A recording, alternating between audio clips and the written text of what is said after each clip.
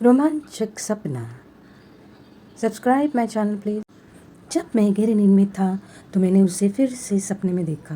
मैं पीजी में रहता था, इसीलिए चौथी मंजिल के फ्लैट की सभी खिड़कियों से उसके बंगले की सभी खिड़कियां तथा उसकी छत पर हर कुछ बहुत स्पष्ट रूप से देख सकता था।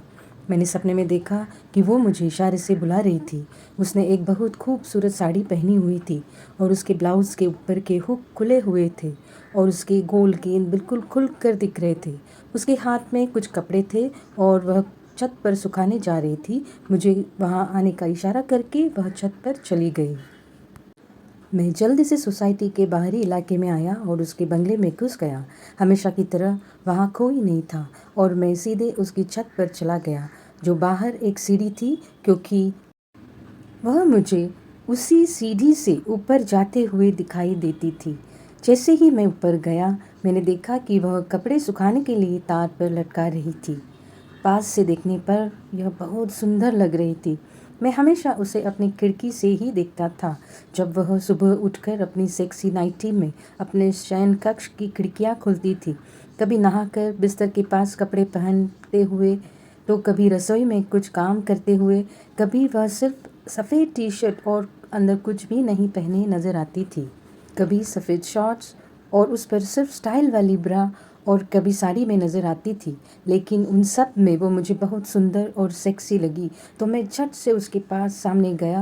मुझे नहीं पता था कि वह मुझे पसंद करती थी या नहीं, लेकिन जब वह गीले कपड़े सुखा रही थी तो मैंने सामने से उसकी कमर पकड़ ली और उसे अपने करीब खींच लिया। जैसे ही उसने मुझे कपड़े के पीछे से देखा, उसने तुरंत मुझे चूम लिया, होठों पर अपने होठ रख दिए और उसके साथ ही उसने भी तुरंत मुझे चूम लिया। साथ ही उसे गले लगाते और चूमते वक्त मुझे उसके गेंदों का स्पर्श सख्त महसूस हुआ, जिसका मतलब था कि वो मेरे आने से पहले उसने अपना ब्लाउज उतार दिया होगा।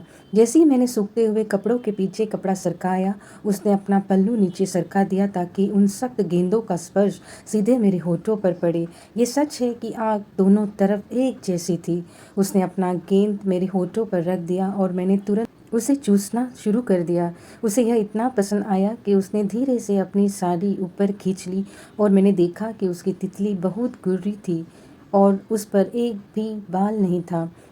मैं जल्दी में आ गया क्योंकि उसने पहले ही साड़ी के अलावा सब कुछ उतार दिया होगा और मेरा इंतज़ार कर रही थी और छत पर कपड़े सुखा रही थी।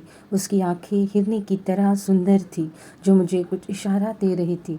मुझे कुछ समझ नहीं आया क्योंकि किसी की आवाज़ सुनाई दी और उसने तुरंत अपना पल्लू उठा कर सीधा कर लिया और अपने गेंदों को छिपा लिया और मुझे अपनी साड़ी के नीचे छुपा लिया और वो कपड़े सुखाने का नाटक करती रही।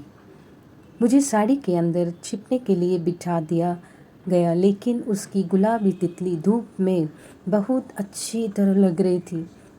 मुझसे रहा नहीं गया और मैं वहीं बैठ गया और अपनी बीच वाली उंगली उसकी तितली में घुसा दी। उसने अपने पैर बाजू में फैला दिए और मैं अपनी उंगली से उसकी तितली को सहलाता बैठ गया। उसकी तितली से रंग बिखरता रहा और तुरंत उसने साड़ी के पेटीकोट का नाड़ा ढीला कर दिया। उसने अपना हाथ पेटीकोट के अंदर डाल दिया और धीरे धीरे अपनी उंगली को मेरे सिर पर घुमाया और मुझे साड़ी के ऊपर खींच लिया। जैसे ही मैं ऊपर आया, उसने मुझे अपने पल्लू में ढक दिया और अपनी गेंद मेरे मुंह में रगड़ दी और मुझे उस पल तितली के साथ उड़ान भरना महसूस हुआ। इसलिए मैं उसकी गेंद को चूसता और मसलता रहा। उसने मेरे कान में कहा कि तुम्हारा कड़क बूटा मेरी तितली को खाने दो तो मज़ा आ जाएगा, और मैंने तुरंत साड़ी से उठकर अपना बूटा उसकी तितली को खाने दिया और उसकी भूख मिटाता रहा। उसने भी अपने मटकों को हिलाना शुरू कर दिया और भूख के कार्य के लिए अपनी तितली को ऊपर नीचे की उड़ान शुरू कर दी। उसके लिए वह पागल हो गई होगी। मैंने भी अनजाने में उसे कस कर गले लगा दिया और उसकी साड़ी के ऊपर से उसके मटके को अपने हाथों से छुआ और उसे छत के किनारे के पास ले जाकर उसके पैरों को अपनी कमर पर लपेट दिया और मेरा बूटा उसकी तितली को खाने दिया। जब तक सारे दाने खा न ले, वह प्रतिसाद देती रही। उसकी तितली तब तक दाने खाती रही जब तक बूटा खत्म न हो जाए। उसने तुरंत मेरे कान में फुसफुसाया कि मेरे शयन कक्ष में मेरे पीछे पीछे आ जाओ। उसने अपनी साड़ी उतार दी और जैसे ही मैं उसके पीछे उसके शयन कक्ष में गया, उसने मुझे बिस्तर पर उसके पास आने के लिए कहा। मैं उसके पास गया और उसने तुरंत मुझे अपने पास खींच लिया और बिस्तर पर लिटा दिया और मेरे बूटे पर बैठ गई। मेरे हाथों से उसने अपने गेंदों को मसला, खुद की तितली को ऊपर नीचे उड़ाया, मेरे बूटे को अपनी तितली को हर रंग में भरने दिया और उसकी तितली रंग छोड़ती रही। मुझे यह इतना पसंद आया कि मैंने हस्त मैथुन करते समय अपना हाथ अपने बॉक्सर में डाल दिया और अपने बूटे से दाने बाहर निकाल दिया। मैंने अपनी आंखें खोली तो देखा कि यह एक सपना था। कैसी लगी स्टोरी? Subscribe please.